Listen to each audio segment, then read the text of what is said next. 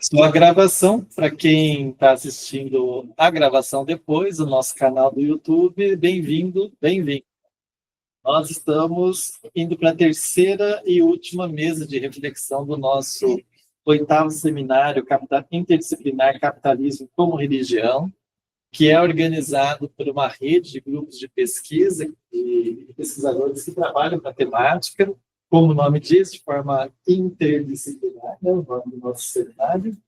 E o nosso tema deste ano é os 500 anos, o tema que nos motiva, os 500 anos das guerras camponesas na Alemanha. E a gente deixou um título bem bonitinho, como de Münzer e Bloch, a América Latina. Então, recorrendo assim, a três grandes elementos da tradição, teologia e revolução, esse que ficou o nosso título. Pela manhã, primeiro debate, nós fizemos a discussão com o Michael Reming, do Instituto de Teologia e Política de Münster, na Alemanha, e o professor Lauri Wirth, nosso grande parceiro da Universidade Metodista de São Paulo, no qual nós discutimos não só Münzer e seus companheiros, suas lutas, mas também um pouco da resposta disso no Engels e no Ernest Bloch. Cada vez que chega alguém, a gente para, né, para receber aqui. Minha mulher diria que se fosse mulher, fazia duas coisas ao mesmo tempo, mas como é homem, é uma coisa por vez, né? Depois do nosso debate da primeira mesa, a gente escutou a Daniela, que é brasileira na França, que apresentou suas pesquisas de doutorado, e na sequência o João Chimene, que é um moçambicano que estuda aqui no Brasil, também apresentando seu trabalho sobre o ecossocialismo. E então, essa terceira mesa, nós temos o prazer de receber como convidado, o prazer dos dois, das séries do Alberto, né? Mas em especial as séries que é a nossa convidada, que a participar conosco, né? E as séries nós nos conhecemos no encontro do CELAM, em Bogotá, aqueles encontros que a gente tentava discutir a implementação do magistério do Papa Francisco na América Latina e no mundo, um encontro de conspiração, né? Enfim, quando nós discutimos a temática de pensar a luta pela terra e a crítica teológica do capitalismo, como que essa luta ela tem os seus conflitos com as lógicas do capitalismo e que nos permite pensar a necessária superação da sociedade capitalista. Bem, do nosso grupo, só podia ser o Alberto, né? Que é um camarada que estuda essas coisas. Do lado de lá, eu pensei diretamente nas séries, porque ela é alguém que tem um pé na universidade. A Célis fez o mestrado dela em agroecologia, né, Célis? Você se apresenta melhor depois, tá? Como você. Agroecologia, ela estudou em Havana, em Cuba. E hoje ela é da direção do MST, que é um movimento querido por todos nós, né? E cumpre uma tarefa, não que ela tenha dito, não que esteja escrito nos lugares, mas pelo que eu vejo, ela cumpre uma tarefa importante em Brasília, a interlocução da direção do movimento, com o governo, todas essas dificuldades, potencialidades que a gente tem, né? E, Séries, você fique bem à vontade, a gente te convidou para você falar disso que você sabe bem, que são os dilemas potenciais e desafios que vocês estão vendo aí na luta pela terra como superação do capitalismo. A proposta é que vocês falem 20 minutos, pode ser menos, pode ser mais, porque é um diálogo, então depois a gente vai conversar a respeito. Eu pensei as séries primeiro, Alberto, depois, é isso, né?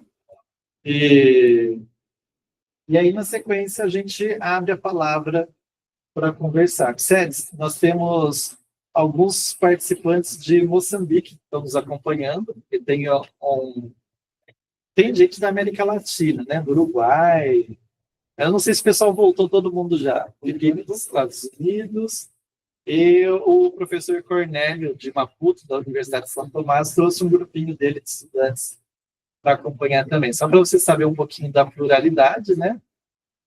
Então, aqui na sala, alguns membros do grupo.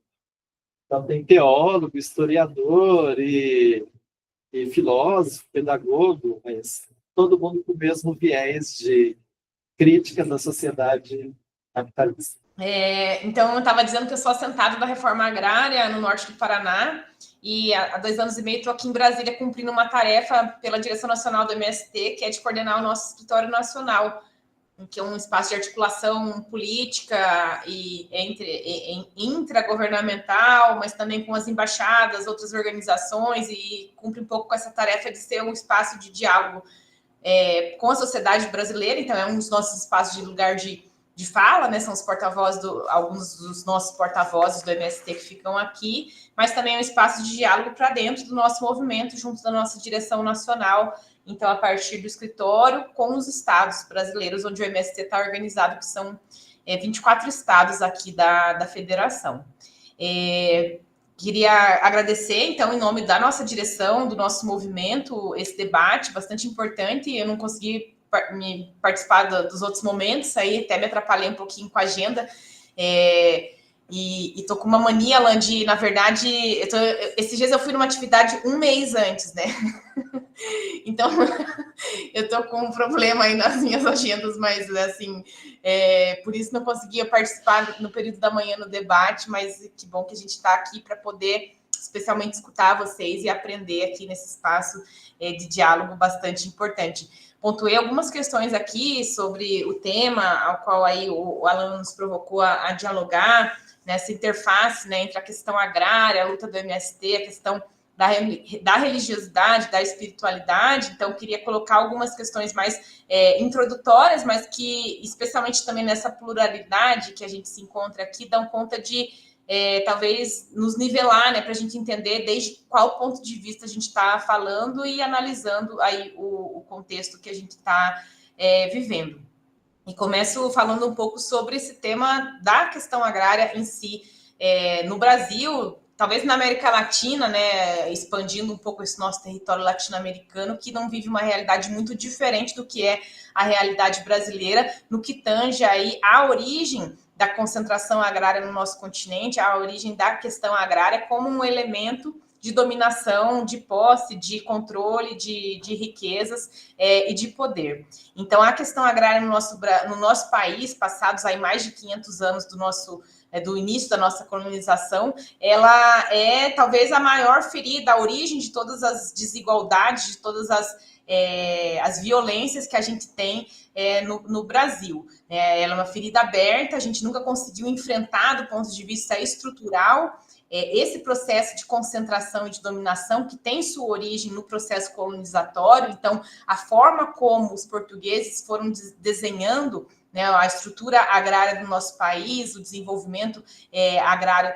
do Brasil, foi o que foi delimitando o que é até hoje isso que a gente chama de latifúndio, isso que deu origem em uma visão mais moderna ao que é o chamado agronegócio. Então, a expressão disso tudo que reflete, em essência, a luta de classes no Brasil, ela tem sua origem lá no processo colonizatório brasileiro. Portanto, a mãe de todas as injustiças e a mãe da concentração de riquezas e de poder no nosso país, ela é umbilicalmente ligada ao tema da terra e à luta pela questão agrária. Então, acho que esse é um primeiro aspecto importante de a gente entender. Porque aí, quando a gente chega para falar sobre o que é o MST nesses últimos 41 anos, a gente precisa sempre remeter a esse processo que nos dá origem, e todas as lutas que se sucederam a partir de 1500, porque elas, de fato, elas embasam o que veio a ser essa herança que o MST vai retomar a partir do processo de redemocratização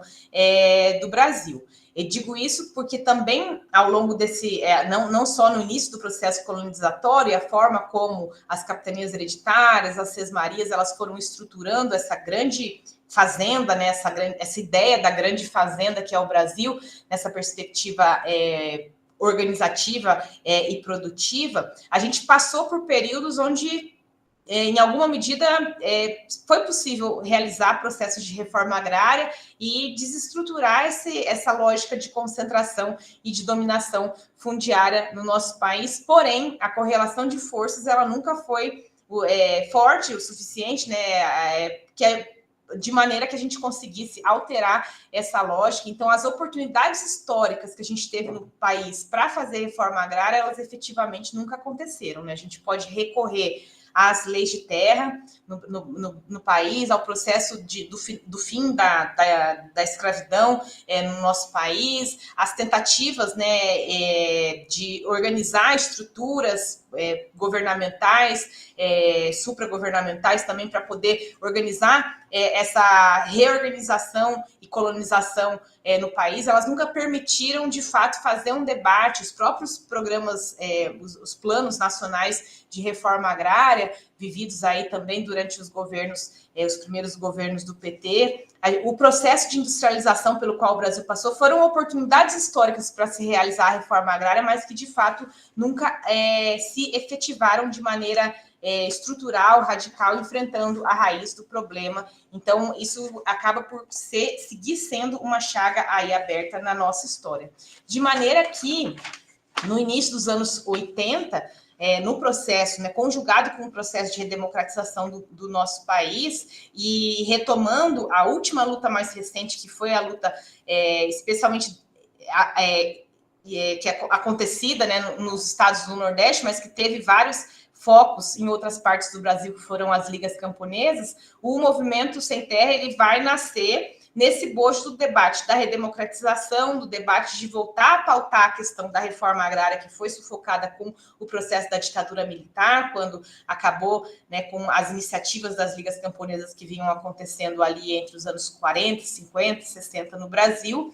E então o nosso movimento ele vai surgir nesse contexto, de voltar a falar de democracia, de voltar a pautar reformas estruturantes para a sociedade brasileira, de voltar a falar em movimentos, em organizações de caráter nacional que pudessem dar unidade a pautas represadas até então, nesse enfrentamento aí ao processo da ditadura. Então, no final dos anos 70 e início dos anos 80, o MST vai nascer muito embebido do debate que a Comissão Pastoral da Terra, que as comunidades eclesiais de base, e, claro, tudo isso envolto pelo debate que a teologia da libertação fazia, né, incidência aí na construção desses espaços. O MST vai nascer muito envolvido também a partir desse berço, né, que a gente poderia chamar do que foi a influência da CPT no debate da questão agrária, no debate da retomada da reforma agrária no Brasil,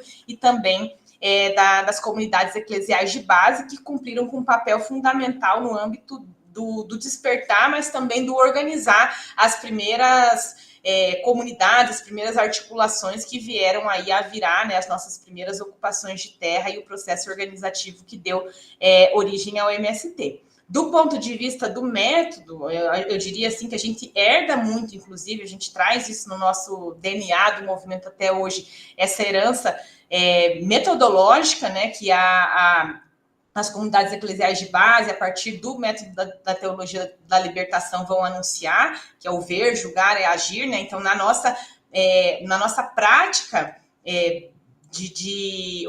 organizativa, na nossa prática de direção, a gente acaba por adotar isso como uma perspectiva metodológica que a gente implementa até hoje no movimento, mas também, desde a perspectiva filosófica, a gente vai se embeber muito daquilo que essa contribuição vinda da igreja na origem do MST vai nos trazer. Então, esse elemento que, para nós, dentro do MST, é muito forte até hoje, que é o que a gente chama de mística, ele vai surgir a partir dessa contribuição metodológica e filosófica que a CPT e as comunidades eclesiais de base vão dar fundamentalmente no processo de fundação e de estruturação do MST. Bom, a mística, para nós, dentro do MST, ela é mais do que um momento de vivência da nossa espiritualidade, um momento de um ritual que a gente incorpora dentro das nossas reuniões, dos nossos espaços e tudo mais. A gente foi assimilando o processo da mística como uma vivência da nossa espiritualidade em si. Essa vivência do poder olhar para uma realidade sempre muito dura. Então, desde o início da caminhada do MST, uma realidade muito dura, pautada por uma vida real, né? A nossa concretude bastante limitada, seja do ponto de vista do direito aos acessos básicos, né? Da terra, da água, do alimento, da vida digna, mas também de uma realidade muitas vezes confrontada com uma iminência de violência ou uma violência real também bastante agudizada na nossa realidade. Então, conjugar isso com um processo que nos levasse ao desenvolvimento da nossa espiritualidade,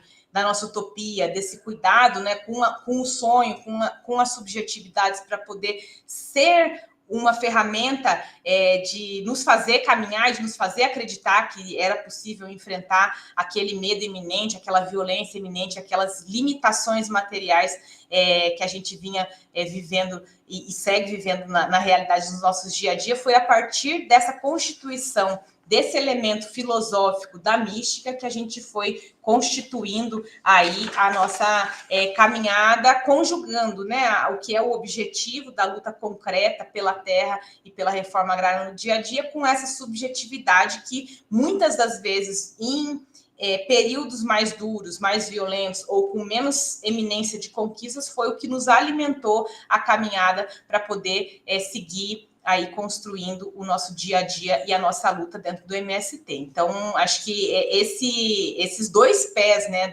tanto do método quanto da filosofia que a gente herda dessa herança muito vinculada aí tanto a Igreja Católica Progressista, né, como um todo, mas especialmente aí no âmbito da CPT e da SEBS, é o que vai alimentar aí esse processo de estruturação do nosso movimento.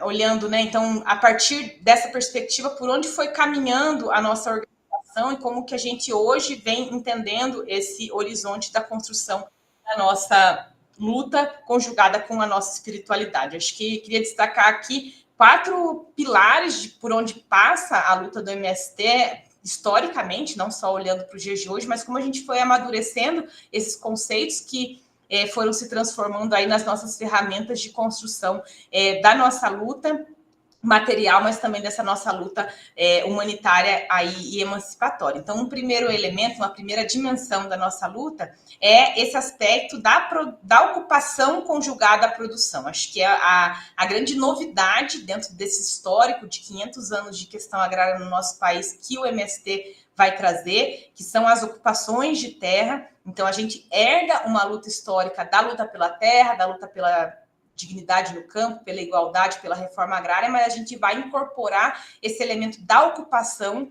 que é um elemento de radicalidade, de enfrentamento direto ao latifúndio, demandando o cumprimento da função social, mas mais do que isso, também anunciando um novo projeto, na medida em que as ocupações de terra elas são ferramentas que ao nos permitir ter o direito do acesso à terra, também nos permitem cumprir com a sua função social, produzindo alimentos, que é a questão fundante da luta pela reforma agrária popular. Então, esse elemento, né, de fazer da ação da luta pela terra uma ação muito concreta com a ocupação de terra, acho que é um elemento fundamental aí que a gente vai formatando, né, na estrutura do MST ao longo dos nossos 41 anos. Uma segunda dimensão é para além dessa busca de resolver a questão material imediata das famílias, a necessidade imediata, essa luta por a gente buscar, a partir dos processos de educação e de formação,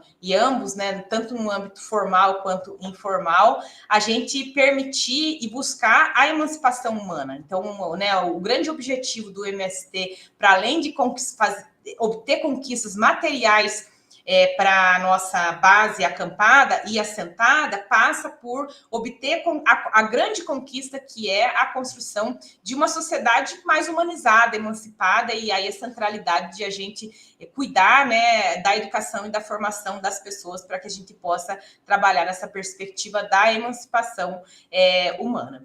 Um terceiro aspecto é o de a gente exercer radicalmente a participação. Então, como que a gente, a partir das nossas formas organizativas, a gente permite uma participação efetivamente democrática, de maneira que as pessoas se sintam parte e representadas de um processo de construção das nossas lutas e das nossas conquistas. E um quarto aspecto, que é com o qual eu gostaria de dialogar aqui para desdobrar, né, esse raciocínio, é esse de que a gente constrói nessa luta de humanização, de conquista material, mas também de participação efetiva, uma perspectiva de uma nova sociedade. Então, como que para além de a gente fazer uma luta dura e econômica, né, pela reforma agrária, a gente conecta isso a um projeto de sociedade mais justa, igualitária e sustentável, que olhe, entre outros aspectos, né, a partir dessa centralidade no ser humano, mas também que olhe para as demais formas de vida, para a casa comum, em contraposição a esse modelo do agronegócio, que é a representação do capitalismo no campo, porque isso está provado para nós que é insuficiente para dar conta das necessidades da vida humana, ou mais do que isso, né? A nossa crítica ao capitalismo esse modelo de sociedade ele vai nos levar ao fim da espécie humana, pelo menos, né? De outras espécies também, certamente, mas a espécie humana está fadada a não existir mais se a gente seguir desenvolvendo a nossa sociedade na lógica do capitalismo. Então, nessa perspectiva de uma crítica contundente a esse modelo de desenvolvimento, a gente apresenta não só um projeto de reforma agrária popular, mas um entendimento de que é necessário construir um projeto que venha em contraponto a esse projeto hegemônico que é o capitalismo, que é a sua expressão no campo, que é o agronegócio, para a gente poder construir as bases de uma sociedade diferente, e no campo a gente identifica ela a partir da construção da reforma agrária popular.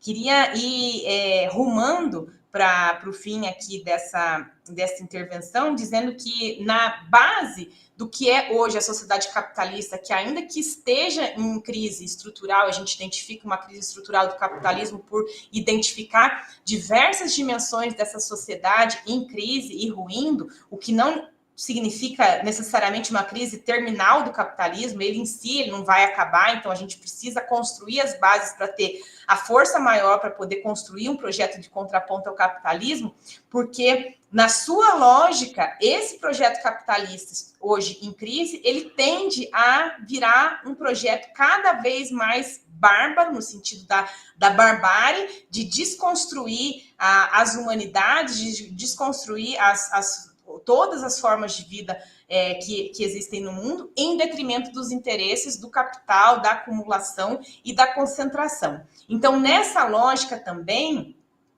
essa dimensão civilizatória da crise é algo que nos chama muito a atenção. A gente vive cada vez mais na eminência de uma sociedade extremamente competitiva, egoísta, que é uma sociedade que preza, né, pelo individualismo, pelo competitivismo e pelo medo, e esses valores eles precisam ser combatidos. Por isso, nesse sentido, a mística e a espiritualidade, para nós, ela é tão importante. A gente entende que tanto quanto, talvez relendo, né, o que foi o processo inicial do nosso movimento, quando nesse enfrentamento à violência do latifúndio, a gente se utilizava da mística, da espiritualidade, advinda, né, e de muita simbologia também vinculada à própria igreja, as cruzes, né, que a gente utilizava como um elemento de simbologia para fazer o nosso processo de resistência.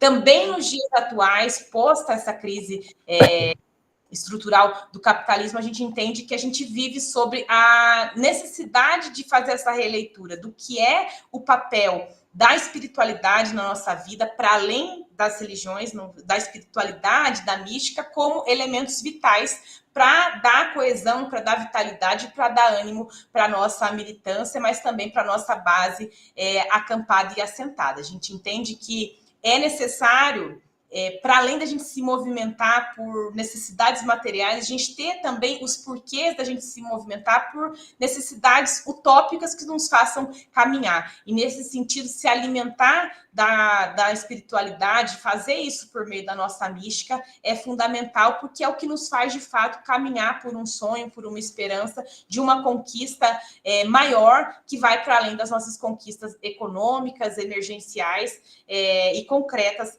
do nosso dia a dia, é uma conquista que nos leva aí a uma caminhada por algo que está por vir, mas que a gente quer ainda construir nesse mundo, nessa vida. Então, é o que motiva a construção da nossa mística, da nossa espiritualidade, conjugada com o nosso projeto de reforma agrária popular. Então, é um pouco nesse rumo aí que a gente vem ressignificando, ou reafirmando, melhor do que ressignificar, talvez a palavra mais correta seja reafirmar a importância da nossa mística como um motivador de esperança, de sonho, dentro da nossa militância, dentro da nossa base sem terra, para que a gente possa aí seguir caminhando na construção de um mundo melhor. É isso, Alan.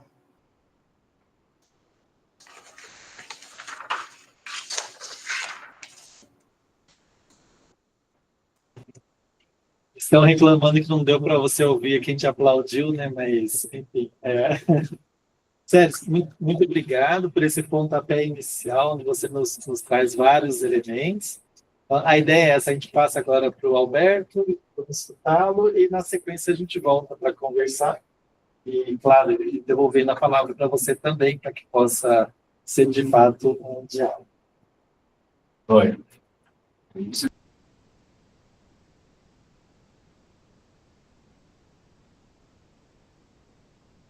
Companheiros e companheiras, aqui a oportunidade de participar mais uma vez do nosso seminário.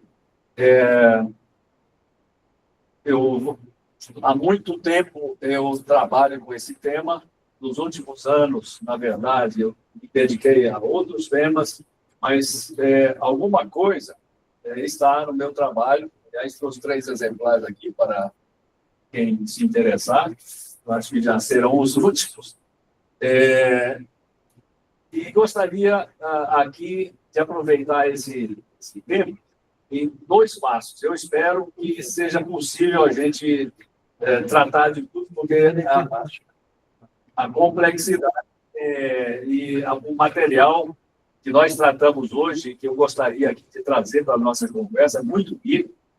Então, eu falaria um pouco sobre a disseminação do capitalismo no campo, rapidamente, claro, o que isso provocou em termos de sofrimento humano, e depois falar um pouquinho das lutas camponesas no Brasil, os movimentos messiânicos, e estabelecer uma ligação com o papo de hoje, de manhã, para o Thomas Münzer. Então, vamos ver se a gente chega lá. Bom, quando a gente fala de crítica teológica do capitalismo e fala do capitalismo, da expansão do capitalismo no campo, o que a gente está falando? O José de Souza Martins diz o seguinte, que quando se fala da expansão do capitalismo no campo, ou nas áreas rurais, nós devemos considerar pelo menos 2 coisas. Por um lado, a massa de agricultores, pequenos proprietários, ribeirinhos e outras populações que vivem no campo, que são expulsos da sua propriedade e que passam a trabalhar não mais autonomamente, mas se tornam, passam a fazer parte de uma massa do proletariado rural urbano. A expulsão do campo não se dá necessariamente através da violência, por alguns números eu vou mencionar aqui, as séries conhecem muito bem os números atualizados, eu, de propósito, trouxe alguns números da década de 80, não é? Mas esse processo de expulsão do campo muitas vezes se faz de uma forma quase escondida. Por exemplo, quando não se criam condições para que as populações que já moram no campo, para que o filho do agricultor ou do trabalhador rural continue morando no campo. Então, ele por um lado, o campo expulsa porque não cria as condições necessárias para reproduzir a vida dos camponeses, e, por outro lado, essa massa, ou grande parte, é atraída por aquilo que só existe na cidade. Não é? Então, a cidade é um polo atrator, por exemplo, porque não tem estudo no campo, porque não tem trabalho suficiente, porque não tem universidade, não tem saúde, não tem banco, etc, etc. Então,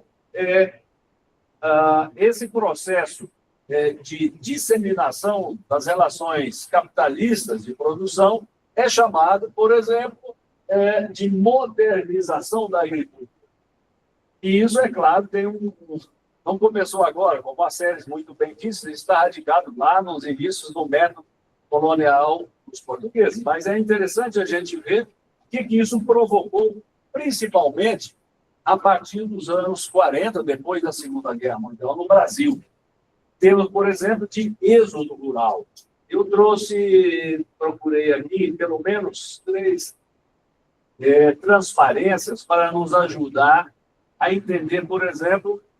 Que não compartilharam. Mas... Volta lá na tela. Volto lá.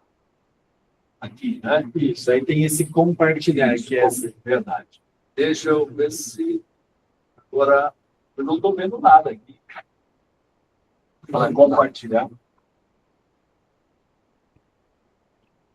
Mas está atrás.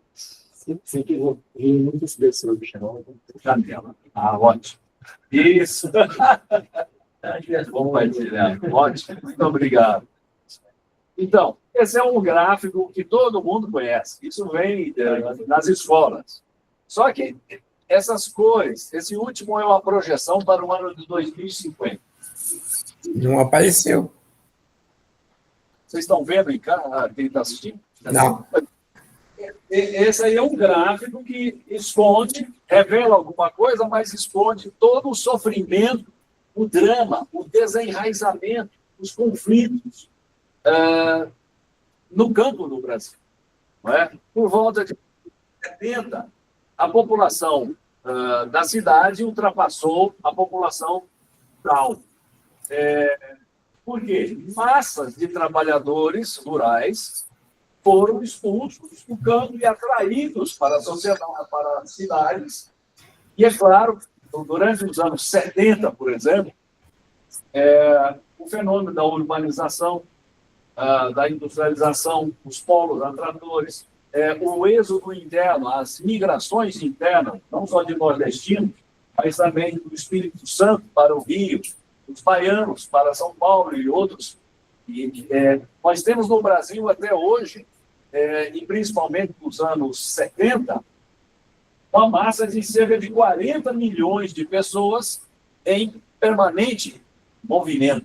Para Rondônia, basta pegar, por exemplo, os filhos dos agricultores italianos e alemães que vieram de Santa Catarina, vão para o Paraná, do Paraná vão para Rondônia, o Mato Grosso, e daí mais para frente. Por outro lado, também toda a grande movimentação de nordestinos nos anos da seca, no século XIX ainda, para a Amazônia, o boom da borracha. Então, esse gráfico é um gráfico que esconde todo um movimento, são processos econômicos e políticos que estão embebidos no sofrimento das pessoas. Não é? Toda essa mudança das condições de produção no campo provocou violência. Por exemplo, aqui eu trouxe um gráfico que já está completamente fora da atualidade, mas depois eu vou ler aqui como ele ainda continua atual. Não é? Conflitos pela terra, 1981 até 84. Vejam vocês aí, ó. O número de agricultores assassinados em cada ano. Depois, em 1986, ainda ultrapassou muito mais. Ou seja, há um processo agudo e acelerado, produzido em grande parte pelo Estado brasileiro. Não podemos, de forma alguma, esquecer que o Estado é o principal polo dinamizador dessas mudanças, porque construiu grandes estradas, investiu pesadamente, principalmente durante o período da ditadura militar, em infraestrutura de comunicação e de estradas, que fez valorizar a terra. Então, a gente tem o que se chama um processo de comodificação da terra. E aqui é interessante, do ponto de vista teórico, que a gente tenha presente alguns elementos. Por quê? A terra se torna mercadoria ao ser submetida à lógica do capital, é claro.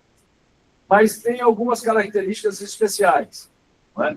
O capital é produto do trabalho assalariado. Quando a terra se torna mercadoria, isso se torna uma deturpação, uma contradição. Por quê? Porque a terra não é produto do trabalho assalariado, nem de qualquer outra forma de trabalho. Ela é um bem natural, finito, e que não pode ser reproduzido. Então, como o capital monopoliza os meios de produção e, dessa forma, impede o trabalhador de trabalhar para seu próprio sustento, ele tem que ser expropriado, né, dessa terra, para que ele possa trabalhar como trabalhador assalariado. Então, terras públicas, terras indígenas, propriedade comunitária da terra, propriedade comunal, tudo isso deve se transformar em mercadoria, porque como mercadoria, a terra passa a ser uma quantidade, ela passa a ser uma coisa, ela passa a ser uma reserva de valor, e aí ela pode ser livremente comprada e negociada como qualquer outra mercadoria. Então, essa é uma contradição. Esses números do conflito, eles continuam atuais. A gente lembra, por exemplo, que as disputas por terra e a Comissão Pastoral da Terra, como todos sabem, o MST também faz, mas quem faz a estatística dos conflitos agrários no Brasil até hoje é a Comissão Pastoral da Terra. Eu trabalhei na Comissão Pastoral da Terra de 78, 79, 80 até 82, e depois toda a minha tese foi nessa tese de doutoramento em teologia, foi nisso, porque a gente fez um esforço enorme naquela época, e até hoje continua sendo feito, para que ninguém morresse ou fosse assassinado, ou houvesse alguma forma de esquecimento dos nomes, que se tornasse apenas uma cifra, mas que cada um tivesse o seu nome registrado, as circunstâncias na qual morreu ou pereceu. Naquele tempo era muito, mas não exclusivamente, um conflito para permanecer sobre a propriedade e uso da terra. Mas é claro que isso depois, também já naquela época, vai muito além disso, como um conflito pela água e outras, pelos bens, por exemplo, também, o que se chamam os recursos da natureza. A violência, por exemplo, em 2024, no ano passado, né, foram 13 assassinatos só no ano passado. 8 deles foram na chamada Amazônia Legal. Então, se na minha época, que eu estava mais próximo à CPT, a fronteira agrícola, a fronteira agrária estava na altura de Goiás, Maranhão, ao longo da Belém-Brasília, ao longo das grandes rotas, como a Transamazônica, hoje se encontram principalmente na chamada região do Mato Piba, que é uma região do Maranhão, Tocantins, Piauí e Bahia, e na outra região a leste, chamada de Amacro, que é do Amazonas, do Acre, de Roraima. Aí, principalmente, nessas fronteiras, é que essa violência e o sistema mostra, sem nenhum disfarce, toda a crueza de que é possível. Né? Então, desde 1985, não havia um índice tão alto de casos de violência no campo no Brasil como no ano passado. Foram 2.185 casos. Quer dizer, o êxodo rural, que eu já mencionei, a violência rural, o processo de comodificação e a concentração da terra. O Brasil é um país, talvez o segundo país do mundo, onde a concentração fundiária é um verdadeiro escândalo. Um país de 8.500.000 quilômetros quadrados. A gente nota, por exemplo, que esse quadro, como diz a Séries, e já dizia o Alberto Passos Guimarães, o latifúndio é uma instituição que perpassou todas as crises e todas as épocas históricas e nunca sumiu, nunca desapareceu. Pelo contrário, o atual agronegócio, a concentração, ela continua uma lógica que vem de longe. Nós vemos aí, dependendo do ano e dependendo também da forma como se imposta, a gente tem, às vezes, números ligeiramente diferentes. Mas se nós olharmos aqui esse, que é um gráfico muito simples, 90,7% dos imóveis rurais no Brasil são minifúndios e pequenas propriedades. Esses ocupam 29,5% da área do país. 7% dos imóveis são médias propriedades e ocupam 23,3% da área do país. Lá no final, as grandes propriedades, que são apenas, nesse caso aqui, 2,3% dos imóveis, ocupam 47,2% da área agricultável do país. Ou seja, é um escândalo. Se nós diminuirmos e refinarmos esse último grupo, nós vamos ver que 1.700 grandes propriedades, só elas ocupam 32% da área agricultável do país, o que é um escândalo. Em termos, por exemplo, nós temos hoje no campo, no Brasil, uma proporção de 12% da população. Aquele outro gráfico aqui, ó, que faz uma previsão para o ano de 2050, esses números são milhões, não é? Mas ele está, já chegou, estamos já em 12% da população rural do Brasil, que é menor do que a Alemanha, menor do que na França, menor do que nos Estados Unidos. Então, aqui nós vemos de forma concentrada a história da expropriação da terra e da exploração do trabalhador assalariado no campo. Só que as populações rurais, os ribeirinhos, os poceiros, porque o campesinado brasileiro ele é muito diverso. É difícil subsumir tantos grupos diferentes sob um conceito. Mas, ao dizer campesinado brasileiro, cada grupo reagiu, ninguém ficou parado, ninguém simplesmente deixou que isso tudo acontecesse. Os conflitos são a prova de que esses grupos se organizaram, resistiram com os recursos reais políticos, às vezes, digamos assim, de força, que eles tinham à sua disposição. E também os recursos simbólicos. E aí entra justamente a religiosidade. Não é? Cada grupo social e étnico atingido pela lógica expropriadora existe à sua maneira, lança mão dos seus próprios recursos estratégicos e simbólicos. Existe uma obstinação dos poceiros em ficar com o seu trabalho informal. Os poceiros eram uma categoria muito importante nos anos 70, 80, hoje são muito mais, porque essas cidades pacatas que a gente vê quando vai visitar o interior de Goiás, cada uma delas, nos anos 70 e 80, ali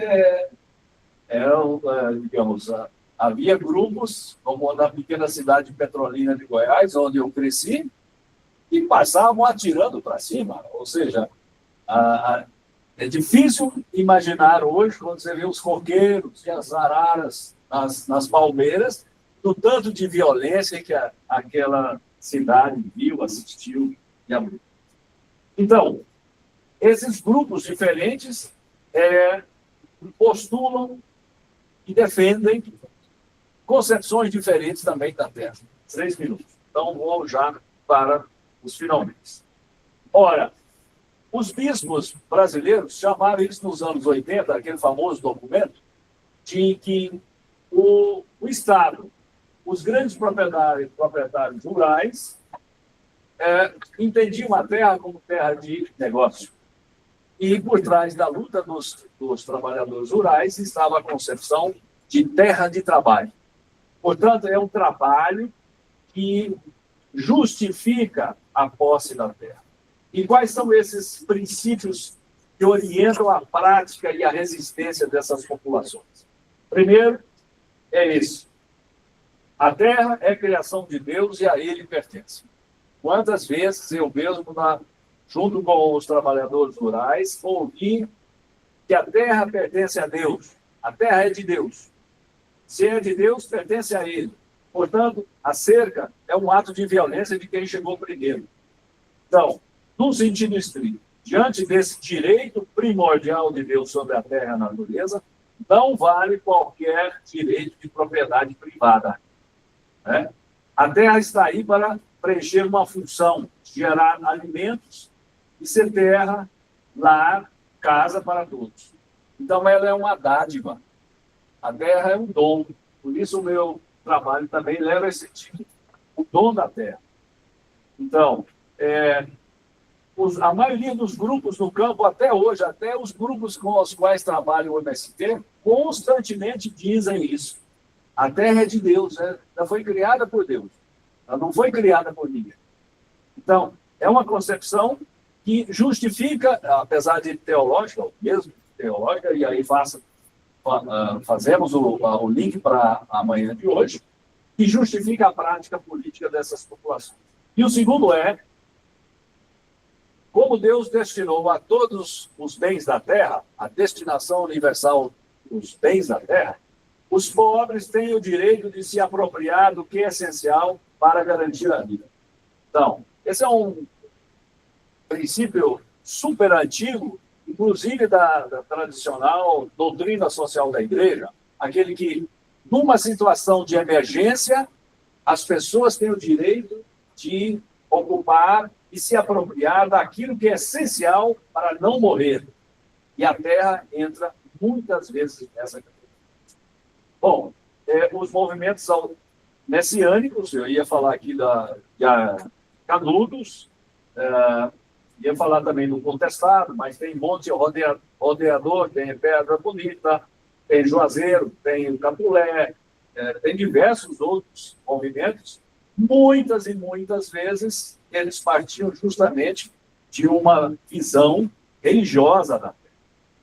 E aqui eu acho que é importante perceber que tanto Canudos como Contestado, em Canudos o exército brasileiro utilizou os canhões Krupp, que tinham acabado de ser inventados na Prússia, eles compraram, e ao degolar também todo o restante da população de Canudos, no total foram cerca de quase 24, 25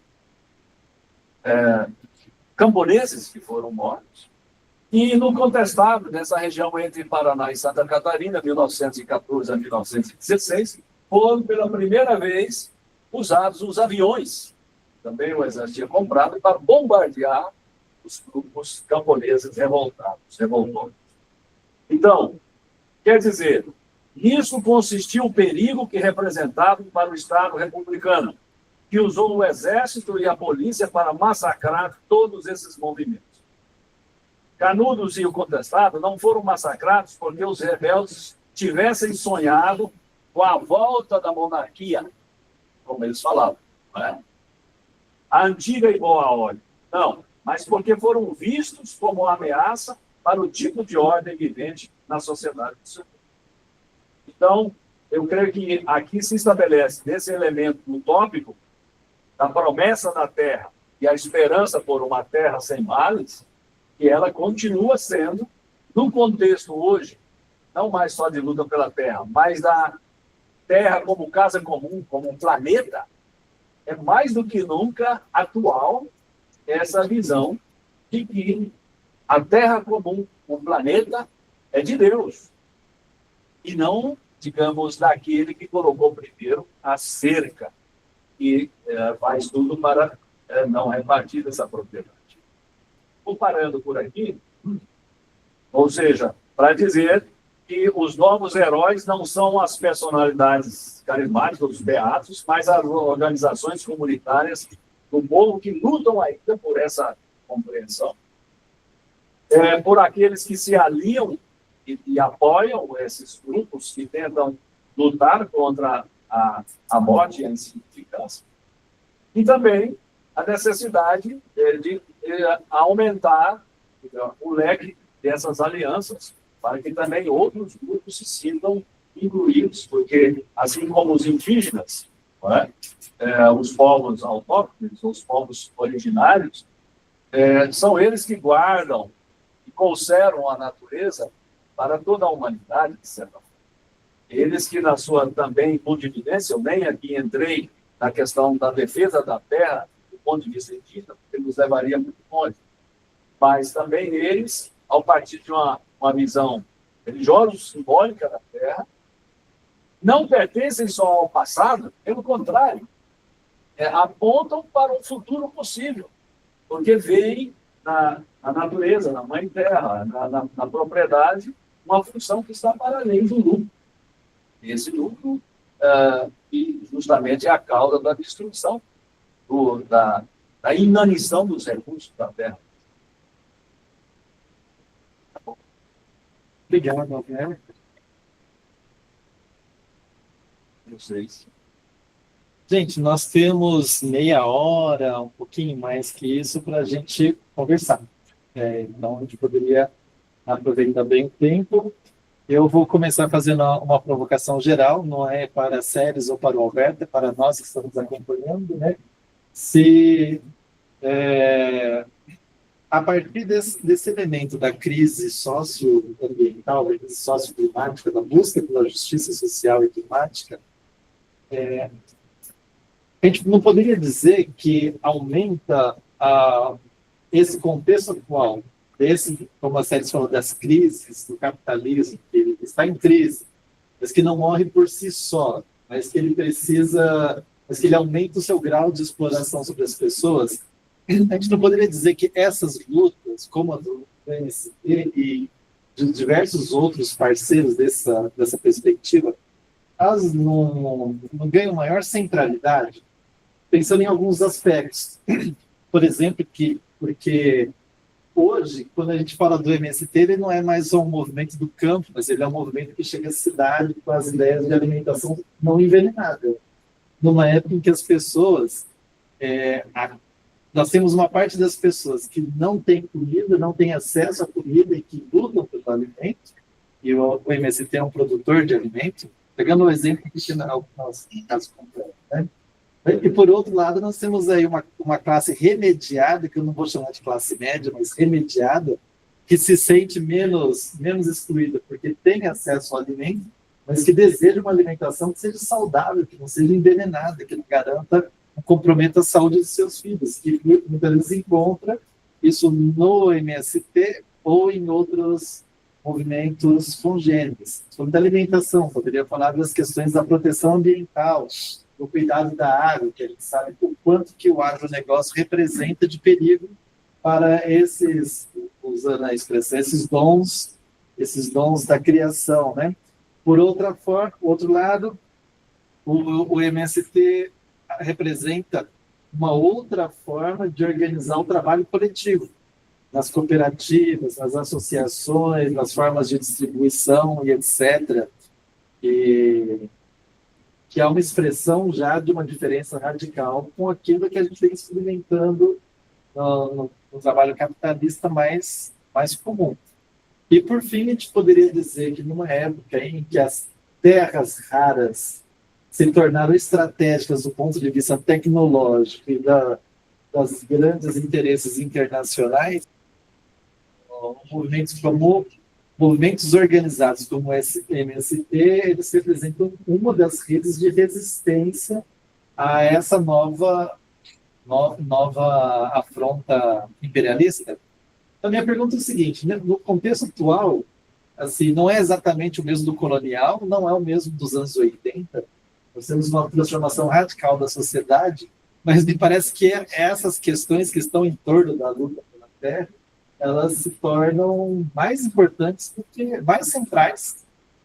Não se fala, não sei se é mais a gente dizer uma aliança campo-cidade, mas Mas é simplesmente a mesma luta em lugares diferentes. A provocação, queria escutar os demais. Jung, depois o Lauri. Eu sempre brigo com o Roberto Alas, quando a gente entra na secção da terra. Eu acho que a gente precisaria vamos tentar ver intelectualmente, ver perspectivas distintas. Primeiro, eu gostei muito da fala sobre movimentos em terra, como a mística, e essa ideia da... Realmente eu não tenho muita leitura sobre isso, mas as séries, né? Séries usou o conceito de emancipação, e mais emancipação do que libertação, e discussões teóricas, discutindo o que é melhor, conceito de emancipação ou de libertação. Um tempo atrás, na década de 90, no 2000, quando começa a ter pós-colonial, alguns autores dizem assim, emancipação é uma discussão dos europeus, dos liberais, e sim, nós vamos nos libertar, sai de uma estrutura, de um sistema social público. Tá? Hoje, nós não temos discussões sobre qual é a alternativa do sair do capitalismo para outro. Portanto, a gente não tem a busca, sair de um sistema para o outro. E há uma leitura da emancipação, de uma forma não liberal, que é essa ideia de você ter pessoas que são vistas e têm experiência, autoestima muito ruim. Eu não sou nada. Você se emancipa. Eu sou gente. Eu acho que é uma discussão que Henrique Lambert faz submissão do sujeito. Mas, doutor Carlos, eu acho que essa ideia é importante isso. Enquanto a gente não tem caminho de libertação, de revolução, há um aspecto importante que as pessoas têm direito de se sentir gente. E nesse processo, essa dimensão educativa, você aprender a se tornar gente. Sai dessa condição de eu não sou nada para eu sou alguém. Nesse sentido, eu acho que tem um papel muito importante. O movimento interno, todo esse tipo de trabalho, e que devia nos trabalhos populares, ponto. E que isso serve como exemplo, um símbolo, o sacramento de que é possível as pessoas em uma sociedade diferente. Daí, passar para a estrutura mais macro. E como é que a gente usa essa experiência para dar o salto? Aí eu estou pensando na China. 800 milhões de pessoas saíram da fome para fora. Como é que você constrói isso? Na China, que tem muito problema de deserto. Você fez com proteína animal, frango e porco, que é mais rápido e mais barato do que animal. Como é que você faz isso? Soja. A discussão para a China e China para os Estados Unidos está passando pela tarifa e China diz, eu compro soja de vocês. Vou comprar do Brasil e da Argentina por conta da geopolítica econômica. Então, vocês estão falando de negociações grandes. E não dá para pensar. Matar a fome do mundo, um modelo agrícola que é bom para o povo brasileiro, mas que não produz o suficiente para a própria geopolítica do mundo. Então, eu acho que a gente tem... É importante o trabalho da movimento social, da afirmação e de que é possível uma política diferente. Mas não pode esquecer essa dimensão do hoje. E aí vem a terceira questão, é a questão da espiritualidade. Eu acho que assim, qual é a relação do professor da teologia? Então, no campo da teologia, a espiritualidade, sempre na discussão se é uma palavra melhor isso, não vai ser. Essa experiência que é o ser humano, se afirma no ser humano, numa comunidade, no interior de uma luta. Essa é uma coisa que eu acho que a gente precisa estudar mais, desenvolver mais a experiência assim. Porque a comunidade de base tinha isso até do tempo. E você espalhou, você perdeu. Você enfraqueceu, pronto. Então, não vai fazer isso. Ficou no passado. Agora, o movimento organizado tem essa experiência. Eu acho que teologicamente, sociologicamente discutindo, é desempenho. Então, essa é o que vai ser. E eu acho que é o mais pior, é só uma coisa. O argumento religioso Deus deu, não dá mais sustento para a sociedade. Isso funciona na comunidade religiosa pré-moderna. A gente precisa de um argumento. Por exemplo, Paulo Polanyi, a grande responsabilidade, qual é a novidade do capitalismo? Construiu algo que não existia. A terra como mercadoria, trabalho como mercadoria e dinheiro como mercadoria. Isso também é invenção do capitalismo, é criado pelo Estado e não pelo mercado. Então, sabe, a gente precisa discutir um novo argumento sobre a terra, a propriedade agrícola. Não, sabe, todo mundo está na igreja católica, tá bom. Mas fora disso, não está bom. Então, acho que isso é um trabalho nosso. Lauri, eu pedi para falar um pouquinho mais alto, porque o ar-condicionado atrapalha de pegar o som. Então, obrigado. Eu vou fazer uma questão para séries. Obrigado pela sua explanação. Vocês estão me ouvindo? Conseguem me ouvir? Então, eu moro aqui numa cidade vizinha que chama Valinhos, onde tem uma ocupação do MST, que chama Marielle Info. Tem 7 anos. Aí, com 7º ano da vida passando, e de uma sociedade extremamente conservadora que é a Maria. E uma das coisas assim, que me chama a atenção ali é justamente essa questão do empoderamento, sabe? De pessoas, muitas delas que vêm do meio urbano, não têm experiência de campo e tal, e que, olha, vir o acampamento, vir para esse inteiro, mudou a minha vida. E justamente tem essa dimensão que o Júlio levanta, eu sou alguém, né? Eu sei fazer as coisas. Então, aí acho que a gente poderia discutir bastante. Mas eu queria, assim, fazer algumas questões que eu tinha um pouco sobre a questão da espiritualidade. Ali, no começo, a gente fez um mapeamento em torno de 1.500 famílias, então, 750 famílias, e no começo tinha ali em torno de 32 diferentes denominações religiosas. Além de uma mãe de santo e assim por diante.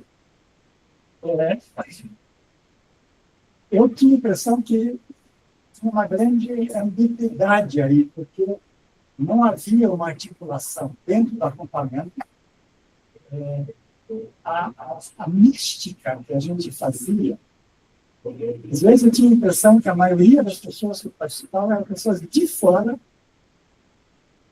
pouca gente do acampamento participava. E onde é que o pessoal do acampamento, principalmente os pentecostais, eles iam para as suas igrejas. O pessoal encostava a van e ia para as suas igrejas. E provavelmente ouvindo o pastor dizendo que aquilo é pecado que eles estão fazendo. Então, outros estudos que eu li, por exemplo, lá na Memória Fluminense, que a questão religiosa nos assentamentos do MST está na mão dos pentecostais. O pastor mora lá dentro, está lá o tempo todo, e as igrejas tradicionais vêm lá uma vez por semana, quando muito, vão embora, não pega mais. Então, eu queria saber, ouvir um pouco do tipo, como se lida com essa questão da mística, que me parece que tem uma mística própria, mas o quanto isso se encarna realmente no cotidiano das pessoas que participam da luta. Eu participo aí da CPP, nós fizemos algumas celebrações ecumênicas, que foram muito ricas, eu acho. Quero me estender muito, assim, mas só um exemplo, assim. Uma delas, então, o pessoal pentecostal veio lá com o coral deles, o pessoal da comunidade também, e a gente fez juntos, mas cada um cantava seus hinos. E o pessoal da séries cantou esse Utopia, né? Quando as cercas caem no chão, e tinha um senhor no coral estava muito atento, meu filho chegou para mim e falou, mas esse livro fala de tudo. Não precisa falar mais nada, mas disse tudo. Quando o coral dele cantava coisa do céu, não sei. Quando eu cheguei e pensei, poxa, a gente precisava achar uma forma de dialogar. Dialogar, de colocar, achar uma transversalidade. Eu não sei se essa discussão está colocada nesse tempo, mas eu, inclusive, ali na CPT, dizendo que a gente está falhando, não está conseguindo chegar e realmente dar uma chave. A segunda coisa é sobre, acho que está um pouco nisso que o Júlio está dizendo. Eu tenho a impressão que o MST ele tem uma bandeira agora social que vai bem além da luta pela terra, na medida em que a produção de alimentos orgânicos passa a ser um eixo estruturante. Isso me parece que dialoga com a sociedade como um todo. Eu queria te ouvir um pouco sobre isso. Assim, não é só simplesmente a luta pela terra e produção de alimentos que dialoga com quem precisa a posse da terra, mas a produção de alimentos orgânicos para toda a sociedade me parece que é uma bandeira simpática, pelo menos para uma classe remediada, cultural. Queria te ouvir um pouco sobre isso também. Vou ver uma palavra para Séries, então, né? Séries, vamos lá, vamos escutar um pouquinho, reagir um pouquinho. Vamos ver se eu consegui organizar direito o pensamento aqui. Fui tomando nota enquanto eu escutava vocês. Deixa eu ver por onde que eu começo. Acho que eu vou começar invertido aqui. Primeiro trazendo esse tema da espiritualidade mesmo, assim, né? De como que... E muito disso também é uma leitura muito minha, assim. Acho que talvez a gente ainda não conseguiu elaborar muito bem sobre esse novo momento que o movimento está vivendo, sobre essa necessidade de fato de a gente redimensionar o papel que a mística cumpriu lá no início do movimento e que em alguma medida ficou ausente durante algum período. Acho que a gente tem um lapso aí entre esse debate da mística, da espiritualidade e a própria intencionalidade. Ela, talvez em algum momento ela passou a ser algo mecanizado. Quando a gente mecaniza, né, automatiza a mística, ela acaba. E aí acho que é uma questão não só do movimento, mas que impactou diretamente a nós, a ponto de que é isso, a nossa base espiritual, ela foi buscar outros lugares, né, para se encontrar. Então, eu acho que essa é uma questão que o movimento começa a se dar conta há alguns anos e volta a fazer esse debate em torno das diferentes manifestações religiosas que são legítimas de acontecerem dentro de um movimento, né, super diverso do ponto de vista dos sujeitos que é o MST, mas que tem seus impactos, né? Por isso, porque não há um lugar vazio. E na medida em que a gente conquista os nossos territórios e as disputas elas continuam, elas podem vir por dentro da igreja, por dentro do poder local, por dentro, né, do comércio, enfim, elas são disputas permanentes que seguem se dando dentro dos nossos territórios. Então, uma questão é a gente olhar o papel que a mística cumpriu nesse alinhamento, nessa unidade da nossa espiritualidade, lá talvez na primeira fase do movimento, com esse surgimento, com os acampamentos, né, em torno desse tema, né, de dar essa unidade e ser essa chama, né, dessa caminhada espiritual, muito embebida dos conceitos da Igreja Católica. Então, a nossa base lá nos anos 80, ela era fundamentalmente uma base camponesa e católica. Então, esse impacto, né, que a mística e essa simbologia que eu comentei, né, das cruzes, das romarias, ela cumpria com esse efeito muito, muito eficientemente, assim. Me parece que de lá para cá, nesses 40 anos, a gente precisou e precisa seguir permanentemente ressignificando o papel da mística para que ela siga seguindo cumprindo com papel de ser um elemento aglutinador, um elemento de unidade, um elemento energizante da nossa filosofia, né? Para além da nossa luta política e econômica, ela ser também esse alimentar de uma filosofia de vida. Em paralelo a isso, a gente também vivenciou nos últimos anos, como em toda a sociedade latino-americana, né, pelo menos, para olhar aí para além do Brasil também, o avanço do neopentecostalismo na sociedade como um todo, e obviamente isso teve um impacto sobre a vida das pessoas no campo e dentro dos nossos acampamentos e assentamentos também. Hoje, a maioria dos nossos acampados, que vêm das periferias da cidade, vem já sobre uma influência de igrejas neopentecostais. Então, esse crescimento dos evangélicos dentro do nosso mundo, dos nossos territórios, ele vem sendo uma crescente. E a gente também teve dificuldades no primeiro momento em entender isso, em compreender, talvez um pouco até por preconceito, né, da própria esquerda clássica, de a gente ignorar esse tema da espiritualidade, da religiosidade, das religiões, e não fazer enfrentar esse debate, né, fazer esse enfrentamento desse debate, para entender, em especial, e eu acho que é isso que mais nos instiga, entender o porquê das pessoas estarem buscando alguma coisa que a vida, né, que a vida material não está dando conta de resolver. Então, acho que essa é a questão que a gente precisa se responder, não só dentro do movimento, na igreja, nas igrejas, né, na esquerda, o que é que as pessoas buscam, que é o que eu falava sobre a espiritualidade, né, esse buscar algo para além do que é material, do que é o concreto do dia a dia, do que é a conquista da terra, de uma renda, de uma escola para o filho, né, mas é uma coisa que está para além, que vai alimentar o teu sonho, a tua utopia.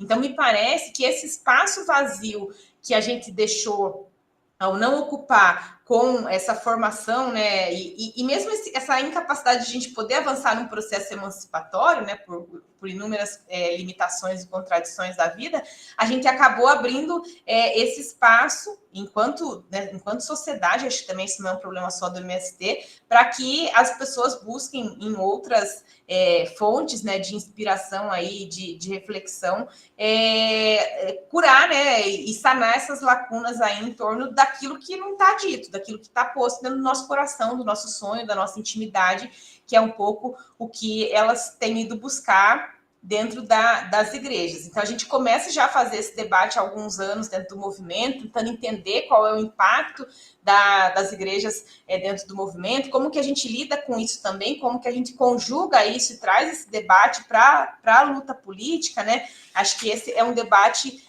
importante e em tempo de ser feito, mas especialmente numa perspectiva desmistificadora, de não achar que tem a religião certa ou errada, né, de achar que esse primeiro que isso é um direito individual, né, das pessoas de poderem manifestar a sua fé da forma como elas entendam, mas que isso precisa estar vinculado a uma perspectiva de projeto de organização política. Então, acho que esse é o caminho aí que a gente tem tentado traçar, né? Respeitar a autonomia e as decisões das pessoas, mas dentro de uma perspectiva que, de fato, nos permita aí uma construção emancipatória no rumo do nosso projeto.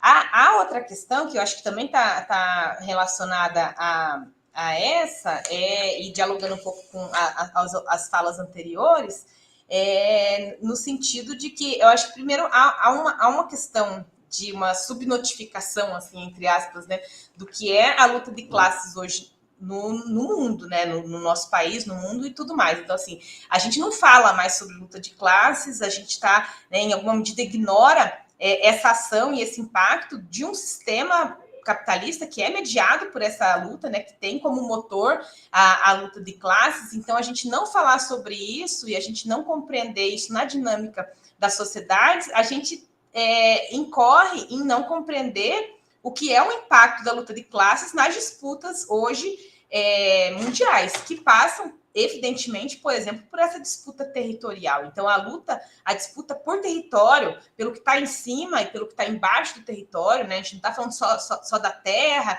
e dos minerais, das terras raras e da biodiversidade, do que está aí, mas o que impacta uma disputa territorial sobre aquilo que está por cima também, as relações sociais, culturais, de poder, as pessoas, as culturas.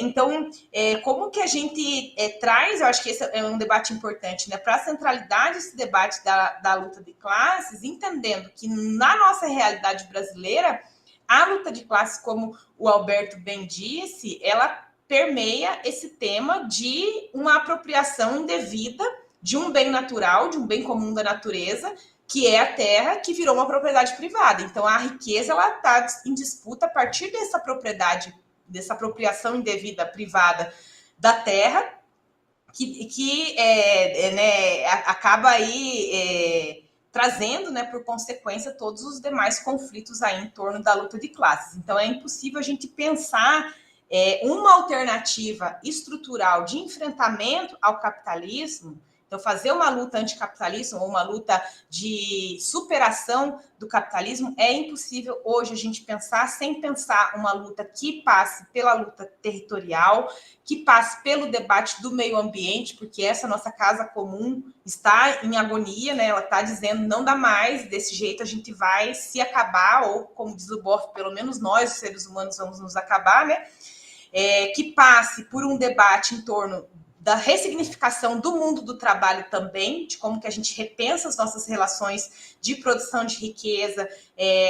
Acho que o Alan comentava sobre isso nesse tema da cooperação e da apropriação da riqueza produzida e da função social desse trabalho também, que passe por um debate das questões, né, de gênero e de raça, porque isso também tem uma determinação direta em relação à luta de classes, e que, mais do que tudo, tenha as pessoas no centro do projeto e no centro do debate, que é o que o capitalismo não fez e não vai fazer por uma questão de concepção. Então, é nesse sentido que a gente faz o debate da reforma agrária popular, né, numa lógica de superação desse projeto, porque a reforma agrária em si, a reforma agrária clássica, a reforma agrária burguesa, que essa distribuição equitativa das terras, do direito do acesso à terra, que né, parte, inclusive, foi parte do processo de desenvolvimento de muitas sociedades capitalistas. Isso que não aconteceu aqui no Brasil. Hoje, do ponto de vista do desenvolvimento econômico, estritamente em si, já não é mais necessário. Então, a gente fazer um debate sobre fazer uma reforma agrária no Brasil que não esteja vinculada a um debate mais amplo de reordenamento da lógica do trabalho, da vida das pessoas, ligado também a um debate cultural sobre um repensar o campo brasileiro e as relações humanas, não faz sentido. Então, a reforma agrária popular, ela vem exatamente nesse sentido, de dizer, é sim necessário uma reestruturação do ponto de vista territorial e econômico, redividindo a terra, redistribuindo, desconcentrando a terra, mas ela só faz sentido se ela trouxer junto esse debate de uma nova sociedade, de uma nova relação com o meio ambiente, com as pessoas, com o trabalho, com as mulheres. Então, a reforma agrária popular, ela se encaixa exatamente nessa crítica ao capitalismo, numa proposição de uma outra forma de se relacionar com as pessoas, com as vidas e com a natureza, né? Então, acho que esse é o pulo do gato, vamos dizer assim, que o nosso movimento conseguiu dar e fazer um debate. É um debate que já leva quase 30 anos dentro do MST.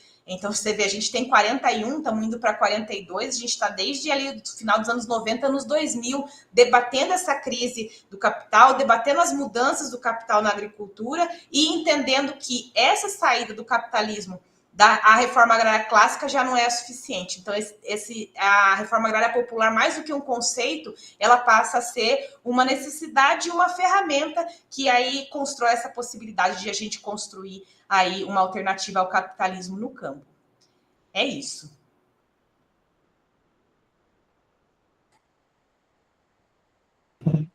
Obrigado, Séries. Alberto? Gostaria de comentar rapidamente só a questão a diversidade religiosa dos assentamentos é algo que todo mundo que trabalha e frequenta e apoia a luta do MST, trabalha com a CPT, vê constantemente. Eu mesmo já ouvi isso muitas vezes.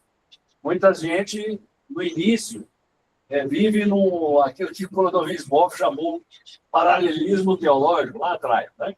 Quer dizer, participa das lutas, mas a cabeça, a formação teológica está lá com o pastor. Só que o MST e os assentamentos e os acampamentos, eles são instituições pedagógicas também. Então, ao longo do tempo, eu pude acompanhar, mesmo às vezes também, como a CPT de Mato Grosso, estive lá em março desse ano, acompanho muito o assentamento donadeiro lá na região de Goiânia, lá em Goiás, tanto, né? A gente nota que as próprias pessoas, no decorrer do processo, também mudam. Não tem uma receita a ser seguida rigidamente. Quer dizer, ali há uma adequação, um ritmo, as formas.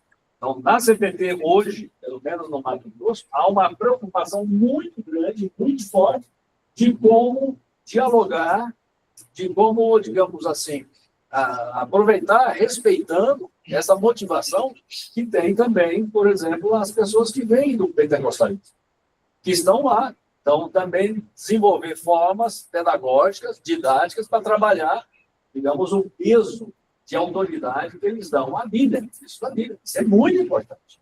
Quer dizer, de forma alguma, podemos pensar que as formas de enfrentamento hoje são as mesmas dos anos 70.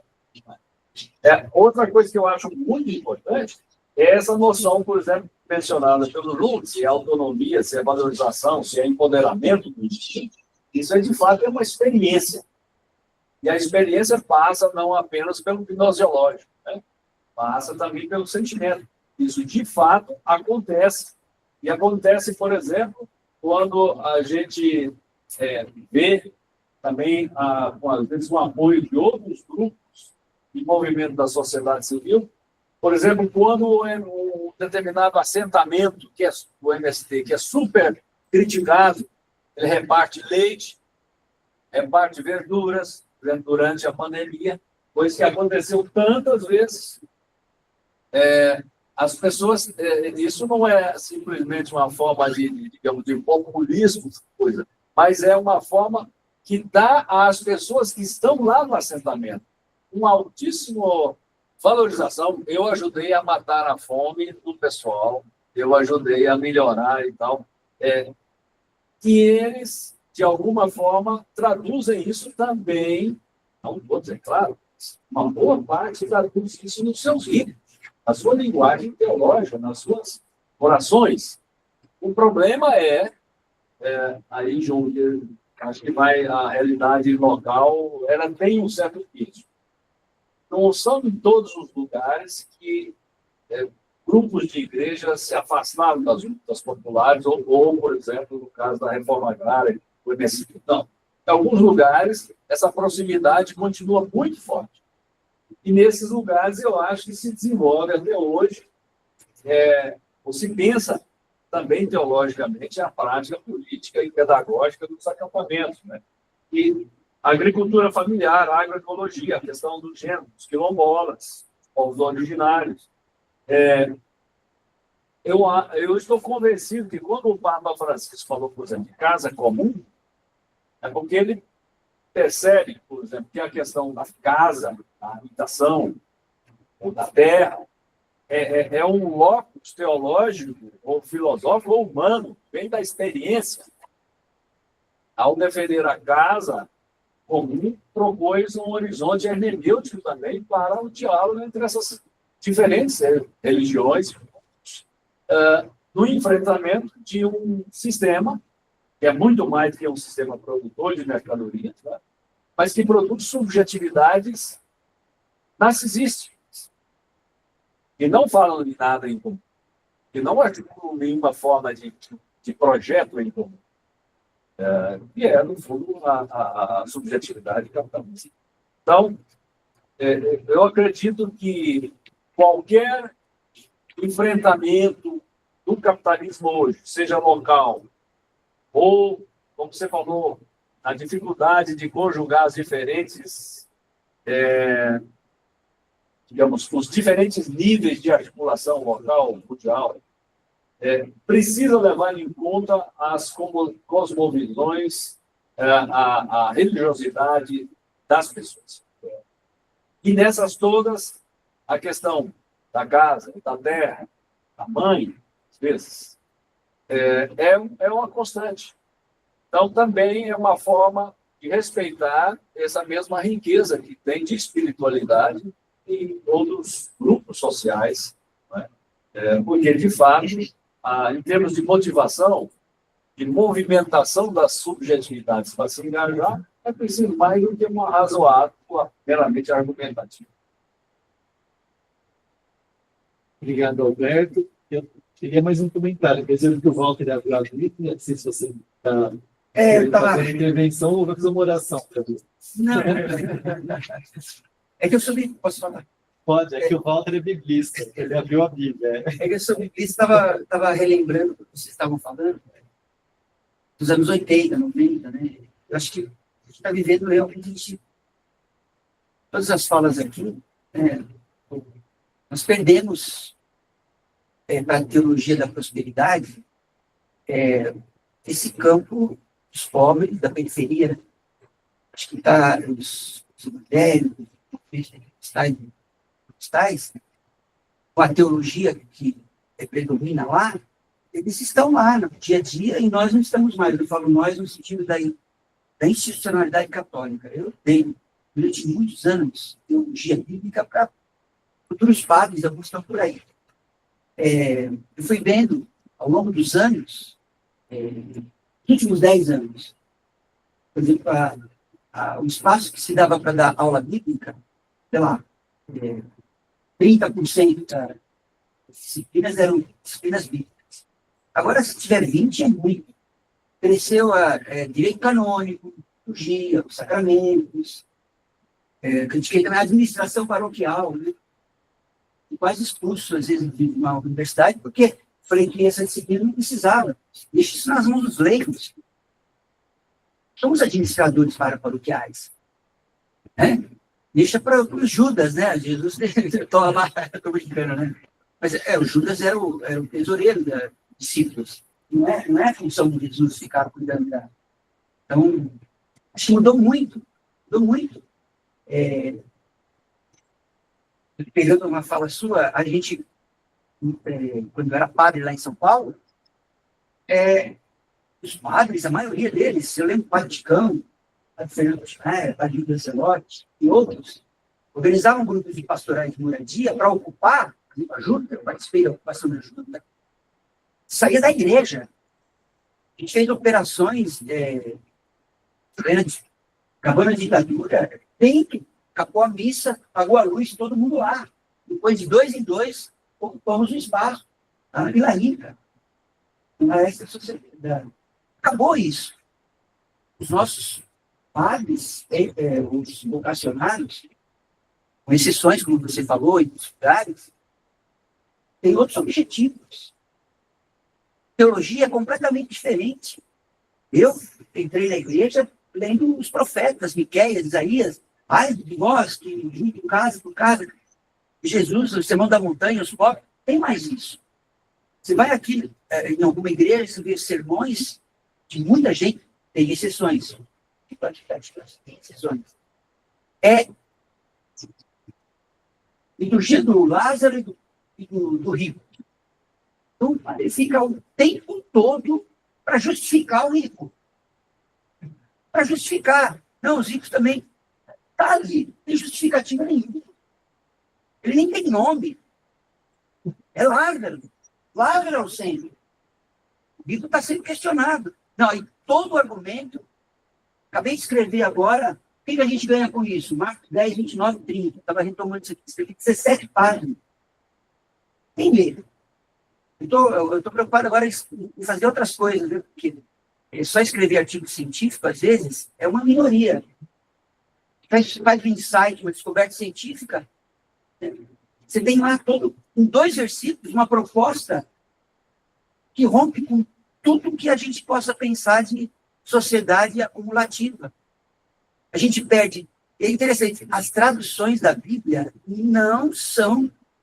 Eu até acho que o grego está lá, é ou, traduzindo. Coloca um vírgula. É filhos ou terras. Tem gente que tem que escolher, ou eu perco meus filhos, ou eu perco minha terra. Então eu vendo meus filhos como escravo e fico com a terra. Ou eu vendo a terra e fico com meus filhos.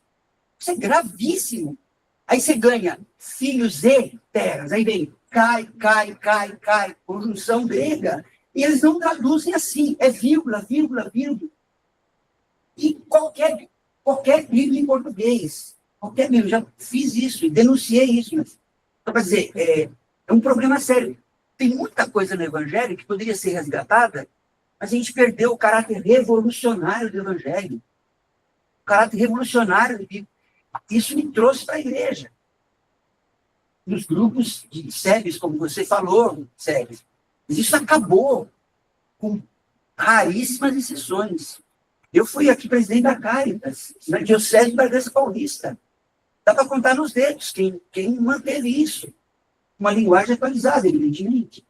E alguns ainda falam, não, esse tipo de trabalho era na ditadura. A gente já brigava porque não havia espaço. Então a gente avançou. Agora esses grupos todos têm independência. Só que a gente trabalha com quem? O que a gente diz para o povo que vai para a igreja? O contrário. Desculpa, Séries e Alberto, é uma coisa que eu acho que a gente perdeu muito. Tem que recuperar isso. Falha nossa, você falou, né? Assim, falha nossa. Walter, eu assim, agradeço a sua colocação, é muito, muito positiva. Acho que a gente perdeu muitas coisas. Eu só vou fazer uma pequena discordância. Eu acho que é um paulistocentrismo nosso, quando a gente fala que as SEBs acabaram, que não tem mais nada, tal, porque existem muitos lugares do Brasil e que ainda elas existem, que elas são maioria e etc.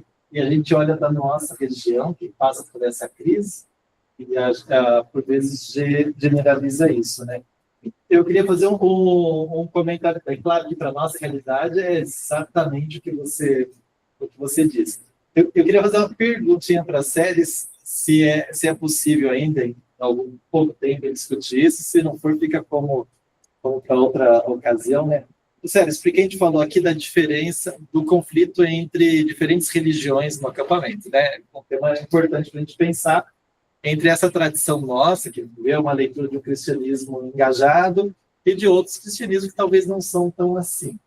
Mas também tem uma coisa que me chama a atenção, que é pensar que a religião capitalista também está presente no acampamento, né? Porque a pessoa que chega no acampamento, ela não foi exorcizada do capitalismo antes de chegar lá, né?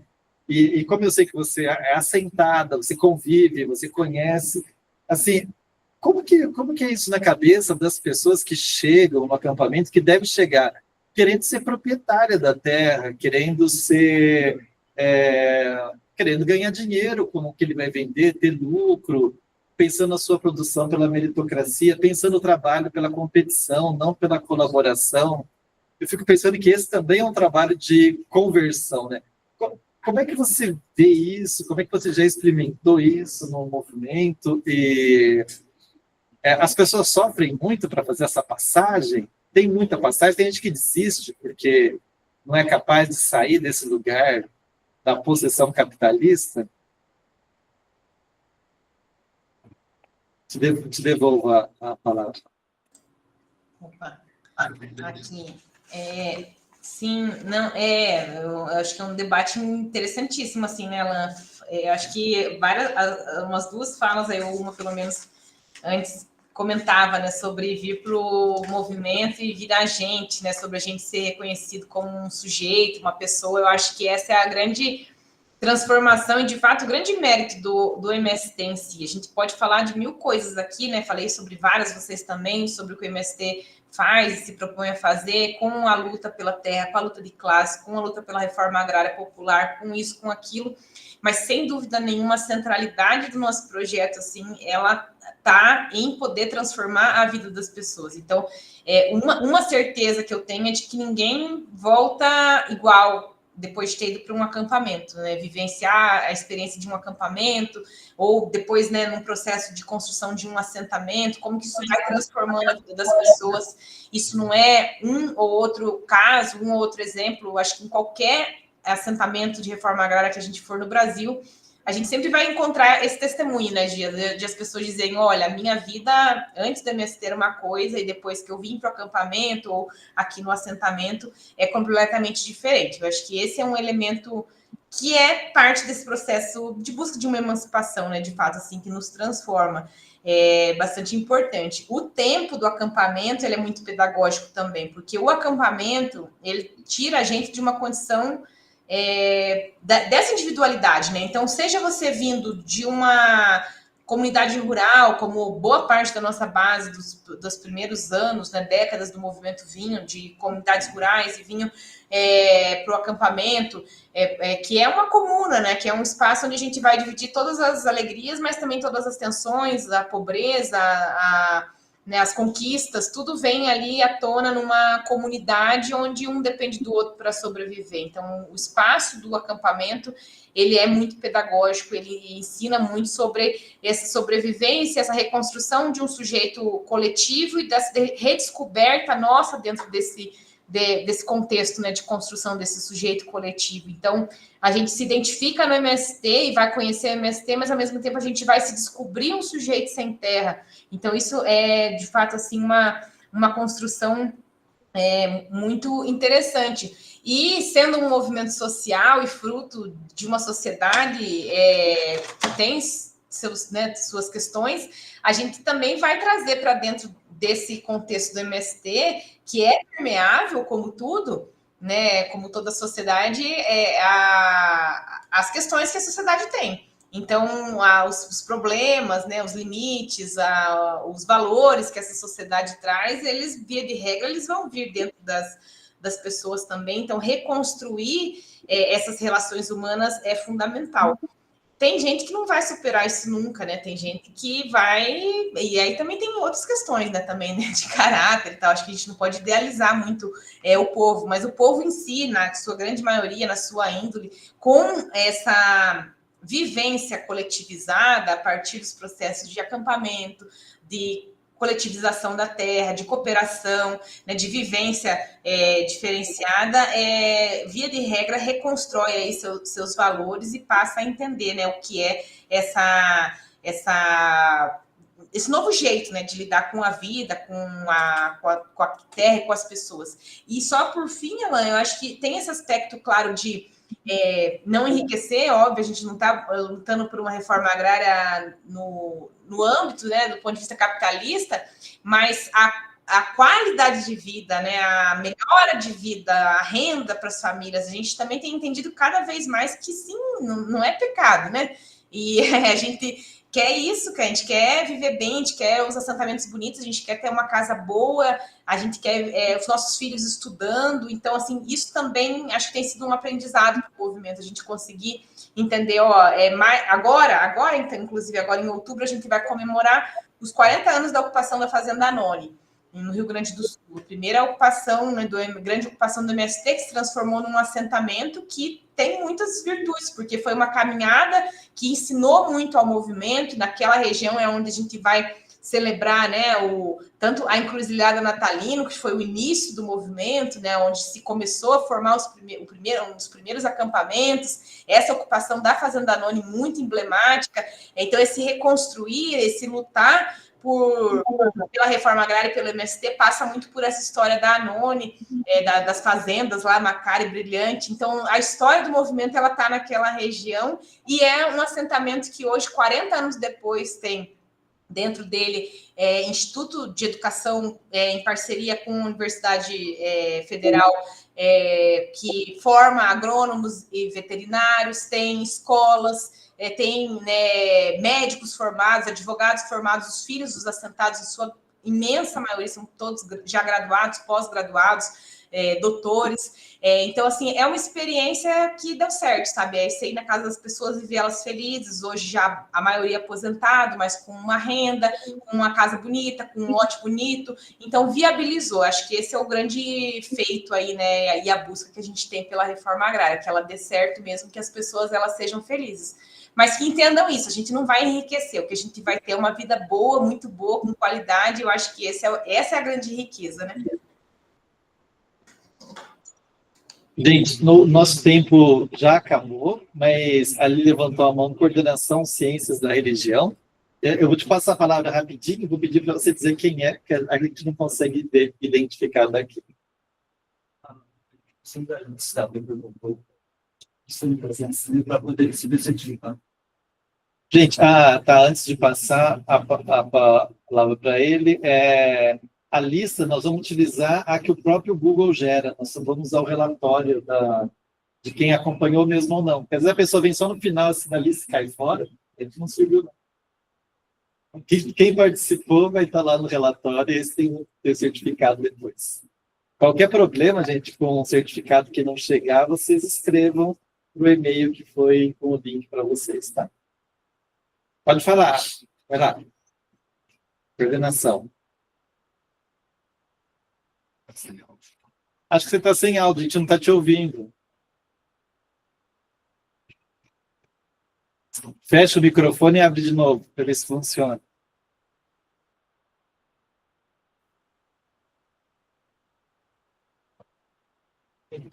Não resolveu. Não. Não,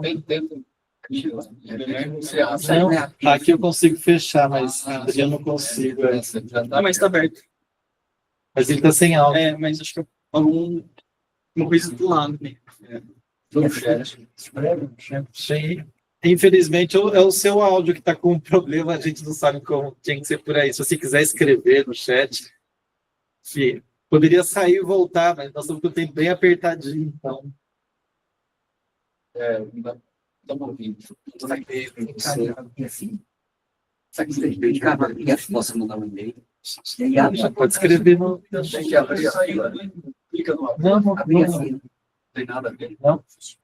É problema no som mesmo. Às vezes acontece muito com a gente, né? Esse bom de reunião.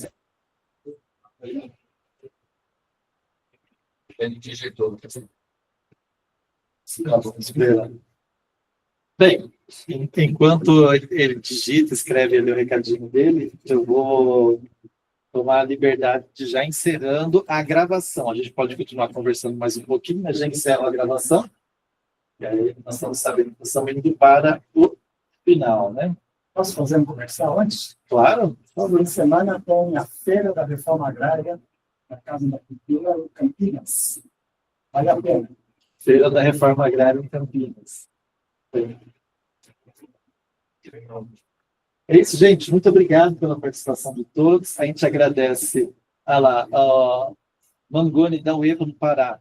Sou gaúcho, participei do primeiro encontro do Sem Terrinha no Rio Grande do Sul e pude testemunhar o caráter pedagógico dos acampamentos. Foi algo fantástico. Perdemos seu testemunho, né? Que pena, mas obrigado por ter escrito. Que coisa boa. Bem, claro que a gente agradece todo mundo que participou, a gente agradece ao Alberto é nosso companheiro de caminhada, a gente agradece em especial você, Séries, por tirar um tempinho, vir aqui e participar com a gente. Saiba que pode ter certeza que essa sua participação vai provocar na gente uma série de reflexões que não se encerram nesse encontro, permanecem, né? E que com certeza a gente vai encontrar em outros espaços, porque afinal nós estamos aí na mesma caminhada, na mesma luta, né? Com certeza, Alan. Eu agradeço em nome de você e o convite. Espero encontrá-los aí pessoalmente outras vezes. E conte sempre comigo. Estou aqui para caminhar junto com vocês. Muito obrigado mesmo. Gente, encerrando então a transmissão. Isso, quem quiser escrever seu pequeno comentário no chat é sempre bom, dar um grau de humanidade, né, para a gente que está aqui, conectando com quem está à distância. E agradeço o professor Cornélio, que mobilizou sua turma da Universidade de São Tomás, em Maputo, para participar com a gente. Parou a gravação ainda.